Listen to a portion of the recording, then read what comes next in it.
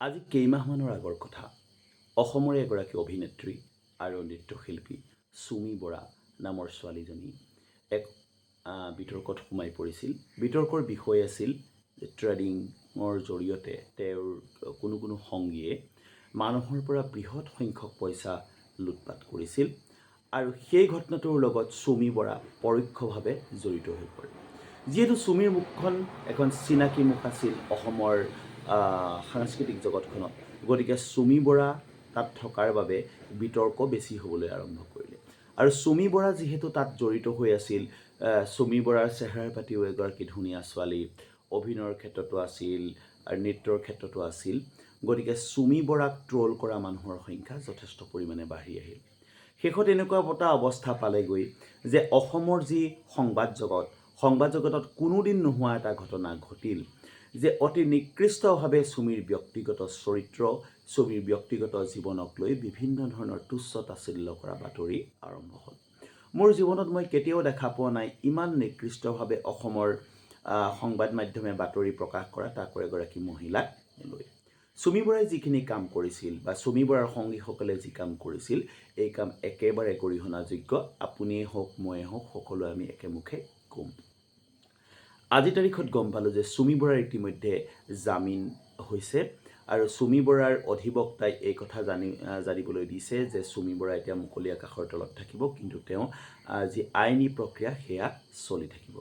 আৰু এটা খবৰ পালোঁ সামাজিক মাধ্যমত, কিমান দূৰ বিশ্বাসযোগ্য নাজানো, যে চুমী বৰাৰ ওপৰত যিখিনি তথ্য প্ৰমাণ পুলিচে দিব লাগিছিল সেইখিনিও বৰ ভালকৈ নিদিয়াৰ কাৰণে চুমী বৰাই খুব সহজতে জামিন পালে। অৱশ্যে চুমী বৰাৰ গোটেই বিষয়টো বৰ্তমান আদালতৰ এটা বিচাৰ্য বিষয় হৈ আছে, গতিকে আমি সাধাৰণ মানুহ হিচাপে সেই বিষয়ত বিশেষ মতামত একো আমি আগবঢ়াব নোৱাৰোঁ।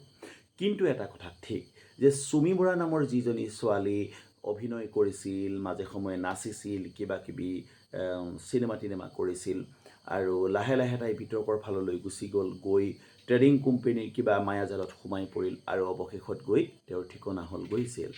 তেওঁৱেই নহয়, তেওঁৰ সংগী বা তেওঁৰ যিটো আমি ইংৰাজীত ক'বলৈ গ'লে একম্প্লিছ বুলি কওঁ, তেওঁৰ স্বামী তাৰ্কিক বৰা আৰু বিশাল ফুকন নামৰ সেই দুজন ব্যক্তিও গৈ জেলত সোমাবলগীয়া হ'ল। ইতিমধ্যে বাকী দুজনৰ আগতীয়াকৈ জামিন হৈছে আৰু চুমী বৰাই একেবাৰে শেষত জামিন লাভ কৰিছে। আজি কিন্তু মই সামাজিক মাধ্যমত এটা খুব বেয়া কথা দেখা পালোঁ। চুমী বৰা জামিন পাই ইতিমধ্যে মুকলি আকাশৰ তললৈ ওলাই আহিছে, কিন্তু ওলাই অহাৰ পিছত যিহেতু আইনগত ব্যৱস্থা তেওঁৰ ওপৰত চলি আছে, বিচাৰ চলি আছে, এনেকুৱাৰ সময়তো মানুহে ঠিক সেই আগৰ পৰিৱেশটো ঘূৰাই আনিবলৈ আৰম্ভ কৰিছে। অৰ্থাৎ চুমী বৰাৰ ওপৰত যি সেই বিতৰ্কিত মতামত, চুমী বৰা সম্পৰ্কীয় যি অশ্লীল মতামত, বিতৰ্কিত কথা বতৰা, এইবিলাক মানুহে আকৌ আৰম্ভ কৰিছে। আকৌ এবাৰ মই আপোনালোকক কৈছোঁ যে চুমী বৰাই যিখিনি কাম কৰিছিলে সেইখিনি মই কোনো কাৰণতে ছাপোৰ্ট নকৰোঁ, বা চুমী বৰা মোৰ কোনো ৰিলেটিভো নহয়, চুমী বৰাক মই কেতিয়াও দেখাও নাই, চিনিও নাপায়। চুমী বৰাই চাগে মোৰ লেভেলৰ মানুহবিলাক চিনি পোৱাটো সম্ভৱো নহয়, কাৰণ মই তেনেই সাধাৰণ টুকুৰা জেগাত থকা তেনেই সাধাৰণ মানুহ। কিন্তু কথা হ'ল যে চুমী বৰাৰ যি শ্লীলতা হানি কৰি থকা হৈছে মতামতৰ জৰিয়তে, এই কথাটোৱে কিন্তু বৰ শুভ ইংগিত নিদিয়ে। চুমী বৰাই যদি ভুল কৰিছিল, ভুলৰ সেই শাস্তি দিবৰ কাৰণে আমাৰ দেশত আইন আছে, আদালত আছে, অনেক কিবা কিবি ব্যৱস্থা আছে আৰু যাৰ শাস্তি চুমী বৰাই ইতিমধ্যে ভোগ কৰিছে। কিন্তু বৰ্তমান সময়তে যদি চুমী বৰাক সেই মানসিক নিৰ্যাতন দিয়া হয়, তেতিয়াহ'লে তেওঁৰ ডাবুল ডেথটো নহয়, তেওঁৰ কেইবাবাৰো তেওঁৰ মৃত্যু হৈ যাব।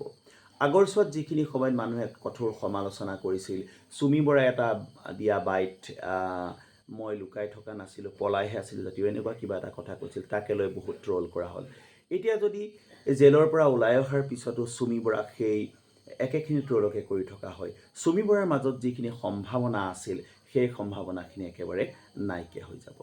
আমাৰ কথা হ'ল যে কোনোবাই দুখ কৰিছে, কোনোবাই বেয়া কাম কৰিছে, তেওঁ শাস্তি পাব লাগে, শাস্তি পোৱাটো উচিত।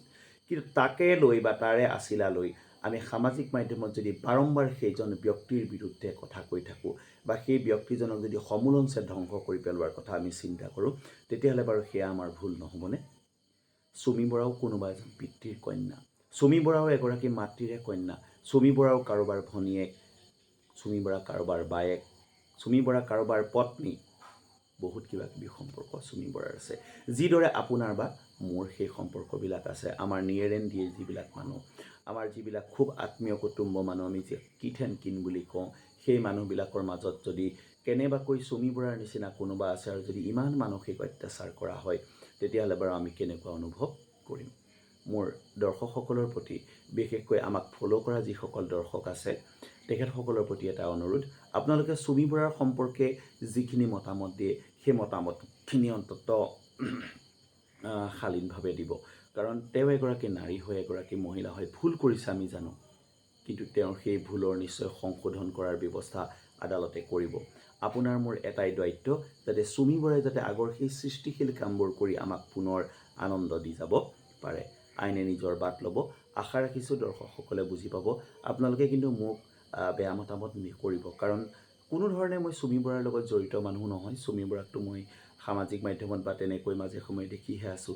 কিন্তু এটা কথাই বেয়া লাগে যে যেতিয়া এখন সমাজত মহিলাসকলক তুচ্ছ তাচ্ছিল্য কৰা হয় তেওঁলোকৰ চৰিত্ৰ হনন জাতীয় কথা কোৱা হয় বা খুব বেয়াকৈ সমালোচনা কৰা হয় তেতিয়া আমাৰ অন্তৰত অকণমান আঘাত লাগে আঘাত এই কাৰণেই লাগে কাৰণ ময়ো কাৰোবাৰ পুত্ৰ ময়ো কাৰোবাৰ স্বামী ময়ো কাৰোবাৰ ভাতৃ ময়ো কাৰোবাৰ আপোন বা আত্মীয় Thank you very much. Please stay connected. Keep watching our videos and don't forget to follow, share and comment.